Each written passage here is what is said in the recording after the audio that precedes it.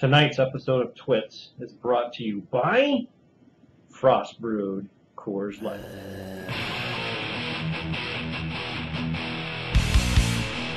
Hello again, everybody, and welcome to the Week 4 edition of TWITS. Joining us once again from his palatial estate in Brownwood, Texas, with his 3 luxury sleds out in that driveway, Mr. Mike Paddock. How are you, sir? Howdy, I'm on strike.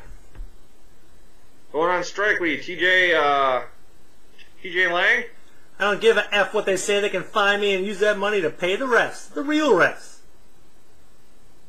Yeah, Mike, I suppose we should lead off with that. I mean, a tough way for Packer fans, which is basically me and you on this podcast, to get rolling into Week 4 with a complete malfunction and hose job up in Seattle last night. But so think of all the fantasy implications too. Yeah, I don't want to get fined, so I'm not gonna say anything too much. But I know that was probably a swing. Well, I don't know if that particular instance caused the swing. I don't know how many people had Golden Tate going last night, but you know, some of the stuff that they were calling with Greg Jennings and stuff, he was down, definitely impacted one of our games for sure. I will say, Mike, those mother refs, I tell you what, they got to do something, Mike. The NFL's got to get in there. We got to do something, Mike. We got to get the Hockey's of the world back on the field. But all other 31 teams, beware, because it sucks when that happens to you. So, but hopefully that's out of the way. So, Mike, let's head off to Twit's news and notes. Mike, the plus system, plausibly live scoring to you and me, is up and running. I haven't gotten a lot of reaction from fellow league members, but what did you think of the plus system in Week 1, its infancy? I'm liking it. I think it should actually drive a lot more traffic to the site. Like you said, you put the score or the time the score was updated, probably in between beers or something. Yep. Getting some chip and dip and a little beer, maybe. Come back and hit the old button. Yeah, I'm trying to get it about twice a quarter. Just get the updates out there. Yeah, it was very nice. I could watch. A lot of times I think Wayne found that one site where you could input your players every week and kind of run through like that. That was pretty cool too. But then you got to go to 2 sites.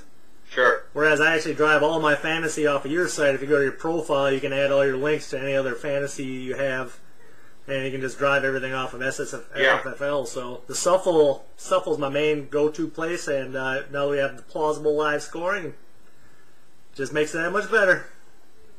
Absolutely, and we'll get into our sponsors here in a minute, but I do understand that Coors found out about the fact that we're basically live scoring now, and sponsor was able to extend it to a 5-year deal from the original 3 back in Week 1.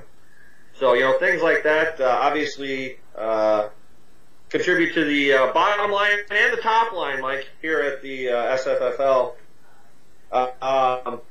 So, speaking of sponsors, tonight up north, Mike, Twitch is being brought to you once again by Lucid.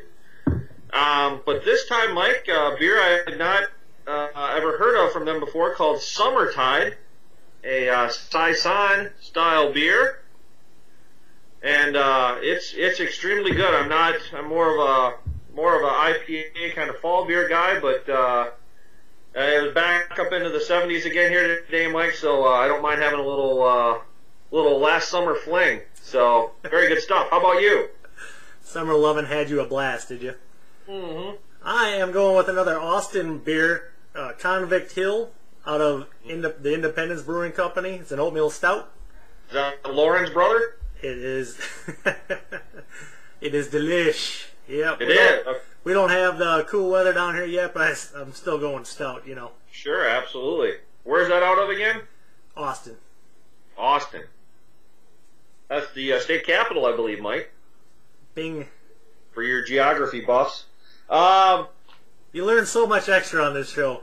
Oh yeah, it's a shame only me, you, and like Boncher watch this every week, but what the hell. Mike, all's the wanted to mention too in the news and notes, all site features. So for those of you who watch this and actually do the premium content, like your free agency and your year-to-date stats, weekly stats, everything is actually updated. I actually get it done now that we've got this new system intact in about 1/5 of the time it took me before. So usually after Monday night, especially if you're up watching the whole game like I was this week, it takes me about 5 minutes. All the standings get updated, everything gets updated, so when you guys roll in there late Monday nights or early Tuesday, everything should be set. So that gives you more time for drinking beer. Yeah.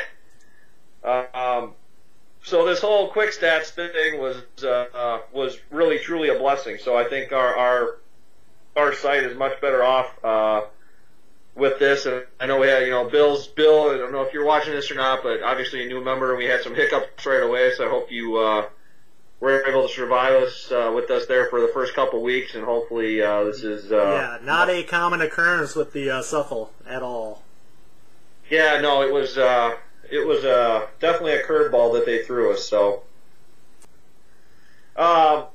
Mike, I do want to mention real quick to end up news and notes here. I'm going to put a new feature out there. Probably will be out there by the time most people are viewing this. It's going to be a free agent finder. So let's say, Mike, you want to know. Let's say you got a quarterback with a bye in week 4.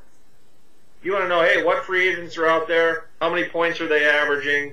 And how many attempts, how many passing touchdowns, how many yards per week, and who are they playing, and how do they rank against quarterbacks? Well, I've got a nice little form which is on your screen right now, and it's going to show you that. So you basically just put in your position and your week. You'll also be able to select the week you want to base the stats on. So if you only want to look at like the last 2 weeks to compile this, or if you want to look at the whole year in terms of the basis for the stats, you can do that. You can adjust that time frame, and then you'll see on the screen there you've got all your various free agent quarterbacks, and then who they're playing that week, and how that particular opponent ranks against quarterbacks. So that's kind of a one-stop little shop to help everyone get their free agents, especially with the bye week starting here. So that'll be out on the site. I'll probably put a link out there for everyone, and then starting next week it'll be in premium content. So hopefully get some feedback on that, and hopefully everyone gets some use out of that. And how do you get premium content, Jeff? It's really easy. And in fact, Mike, you make it even easier because you go ahead and put the password, I believe, in letters scrolling across. So let's say for, I don't know, some jacked up reason you didn't want to watch the show and you just wanted to like fast forward through it until you see the words go across the bottom. Well, you can do that. All you need is the weekly password. And Mike, for week 4, this current week, it's scoring. And then starting next week, Mike, for week 5, it's going to be plus, all lowercase letters. Type that in, you'll be prompted, and then once you do that one time, you'll be set for the whole week with all the premium content, just for watching 2 jackals drink beer and talk football. So, and for those of you at home, plausible live scoring does not spell plus, but you made it plus, right? Yes. There ain't no I in team, Mike, and there ain't no we either. You know what I'm saying? All right, Mike, so let's move this puppy along and get to the weekly rewind. We've had some pretty intense action here week 3, Mike. Let's lead it off with Bill and Evan. Bill took a 40-32 loss in that one. Matthew Stafford pacing the way for Evan with 19 points. Mike, and then a result I didn't see coming going into Monday night. Wayne 61, Greg 60. A nip and tuck affair. Greg had Mason Crosby and Aaron Rodgers going, but couldn't get the normal scoring out of those two. And gets nipped by Ben Roethlisberger and Team Wayne. Roethlisberger chipping in with 19. The commish took on Tom, and it was a 59-40 win for the commish. Battle of quarterbacks, Breeze with 13 and Ryan with 14. Mickey and Thad squared off, and Thad on the basis of New Orleans really refusing to even lay a finger on Jamal Charles, gets 65 points to beat Mickey by 19. And then last but certainly not least, Mike, you took on Mr. Boncher in another nip and tuck affair. 16 points out of Jason Hansen propels you to a 2-point victory, 66-64. And that is the weekly rewind. Mike, what's coming up week 4 here on tap? Sondo, week 4 on tap. Our marquee matchup is Thad, the Chilean Miners, yeah. Oh, and by the way, speaking of legalities, as I understand it, and this is coming from Thad, Evan's lawyers had gotten a hold of him about the Chilean Miners name and kind of laid the lumber to him there and forced him to change the name a little bit. So, there was some harsh words exchanged, I guess, some bad blood, but the Chilean Miners, I don't know exactly what the agreement was. Apparently you can still use it in the name, but you cannot use that solely as your name. So, fair warning for all other SFFL members. There can only be so many Bulldogs in the NCAA, Mike, there can only be one Jeff. You know what I'm saying? Some people do, yes. Thad, so the aforementioned Thad, I like the icon Thad, keep it up, taking on Tim Cranky Pants, both 2-1. Going into this matchup, but Tim has 192 points versus Thad's 151 so far this year. But Thad does lead. Oh, wait a minute. We have a tie. All-time points. 1092 to 1092.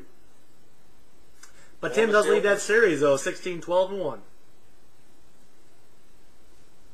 And Mike, another side note on that particular matchup, Tim has won 14 of the last 19. Ooh, that goes a long way back. That's what you call statistically significant. Unless you're playing fantasy and you have completely different teams every time. Okay, we're going with the original Chilean Miners Evans team, 2-1, against Mike's tax returns, also 2-1. I do have 160 points to his 142 this year, and I lead the all-time series 809 to 769. But he does lead the series 10-9-1. Mm-hmm. So I need to beat him to even things up here. I won 3 of the last 4 to get to where I am today. And then we have the new guy, Brooklyn Bill, at 1-2 with 151 points against Bago Wayne, who was 2-1 with 161. And this is the first time of their meeting, so good luck to both of you gents. And then Jeff, I want me some glory hole again. If you haven't checked that link out on the site, my wife's jaw just kind of dropped when I played it. She couldn't believe that Jerry Jones was saying that. But Jeff, that's epic, dude. I mean, you'd think the PR guy would have grabbed him after the first comment and tackled him off his head, but he just let him keep going. So whatever. Keep digging that glory hole there. Yep. So Sondo's coming in at 2-1, 189 points, and Greg Beers My Life at 1-2 with 155 points. You lead that all-time series 1283 to 1209, and the game 17 to 15-1. It's pretty tight. But Greg has won the last 4 or 5. Mr. Midas. Yes. And then Mickey Crazy Mom just can't catch a break at 0-3 with 152 points. Tom Brixton Sky was able to eke out a win. He's 1-2 with only 148 points. Correct. But Mickey does lead that all-time points by 2 at 1258 to 1256, and the series 20 to 16. That is what is on tap. Excellent. All right. Well, Mike, after getting the proverbial golden sombrero last week on Record Setters, we actually have a record that was set. Thad, that's the all-time record. And I haven't looked at the box score, Mike, but maybe you can flash that up on the screen right here.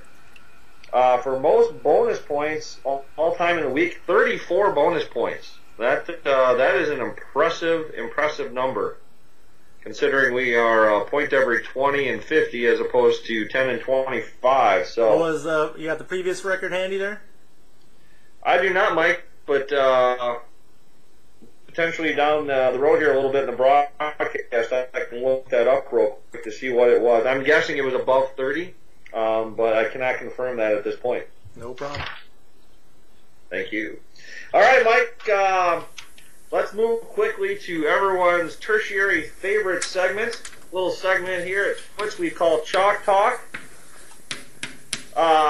Mike, you know, I hang my head in shame here. I was locked and loaded last week on the 49ers. Thought I had enough empirical evidence to roll with that and be fairly confident, but the Vikings came out and punched that team right in the mouth and didn't let up for 60 minutes. Wait a minute, Jeff. What do we always tell you? Never bet against Viking. Never bet against Viking and always bet the streak, and I didn't do either. So, yes, I take my first loss of the year. If you're going to lose, do it in style, I guess. So I'm 1-1 on the year. And I kind of shied away from the college ranks, but given the ass-kicking I just took, I think I'm going to go back to the college ranks, Mike, and we're going to go to the MAC, the Mid-American Conference. And this week we've got the Western Michigan Broncos, 2.5-point favorites at home against Toledo. This game will hopefully be high-scoring. A lot of it done by Toledo wide receiver Bernard Reedy, hopefully. But that's an aside. And Western Michigan, I just saw them live not too long ago at TCF Bank take on the Gophers. And until Marquise Gray got hurt, we're playing that team pretty well. I think their defense is solid enough that they'll hold Toledo within respectability. Not going to give up 60 points or anything. And that offense is completely capable of putting up big numbers, especially at home. So Western Michigan laying less than a field goal at home against Toledo. Take it and bid it. We're getting back on the winning track, Mikey. Let's take a look now, Mike, at Dog of the Week. Once again, you continue your role, going to 2-0 after taking the Cardinals. +4, I believe, either 4 or 4.5, doesn't matter. They won the game outright, and they annihilate and destroy Michael Vick and the Eagles to move to 2-0. What do you got for us this week? Well, Jeff, I'm going to have to do what I hate to do again. Looking at the lines, Green Bay getting 7.5 at home against New Orleans. New Orleans is putting up 30 points. Green Bay's getting 7.5? Oh, sorry, giving 7.5. Did I say getting? Okay. I was just like, you cannot take Green Bay at home plus 7 points. Okay, did I say giving or getting? What did I say? You said they were getting. Oh, I meant to say giving. Okay, so so you're taking New Orleans. Yeah, Green Bay is giving 7.5 to New Orleans. New Orleans is scoring 30 points a game. I don't think Packers have scored maybe 20 once this year. So I'm looking for it to be a tight game. Hopefully the Packers pull it out, but this is the second time I'm taking the dog against the Packers, and hopefully it turns out better for the Packers. But I still get the win in the Dog of the Week. All right.